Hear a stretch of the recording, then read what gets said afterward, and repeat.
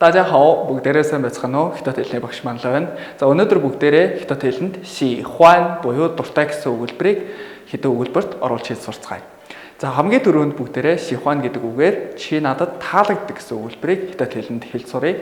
За тэгэх юм бол 我喜欢你 我гэдэг нь би шихуан дуртай ни чи буюу чамд нийлээд би дуртай чамд буюу чи надад таалагддаг гэвэл ингэж хэлнэ.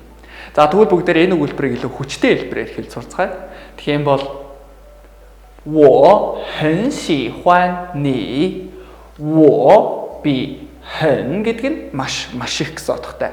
喜欢дуртай ни чи буюу чамд нийлээд чи надад маш их таалагддаг гэвэл ингэж хэлнэ.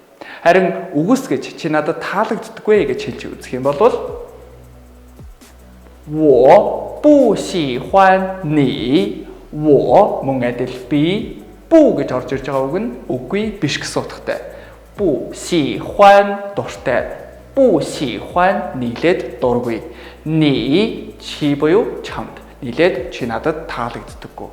Харин бүгдээрээ би чамд таалагддаггүй гэж хятад хэлэнд асууж үзье. Тэгэх юм бол 你喜欢我吗 你 чи 喜欢дуртай 我 би ма гэдэг нь оо буюу асуух өгүүлбэрт хэрэглэгдэнэ.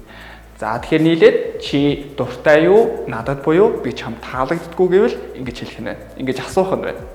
За тэгвэл бүгдээрээ ахаад нэг өөр өгүүлбэр хамтдаа хэлж үзье. За энэ өгүүлбэрт баба喜欢苹果гэсэн байна. За баба гэвэл та хэд сонсоод ойлгож байгаа байх. Аав гэсэн утгатай喜欢дуртай 苹果 алим. Нийлээд аав дуртай алим буюу аав алим нь дуртай. Тэгвэл энэ өгүүлбэрийг бүгдээрээ гэрийн даалгавартаа өнөөдрийн үтсэн эдгээр хэлбэрүүдээр хувиргаж хэлж давтцгаая. Дараагийн хичээлээр уулзлаа. Түр баяртай. За эзэн.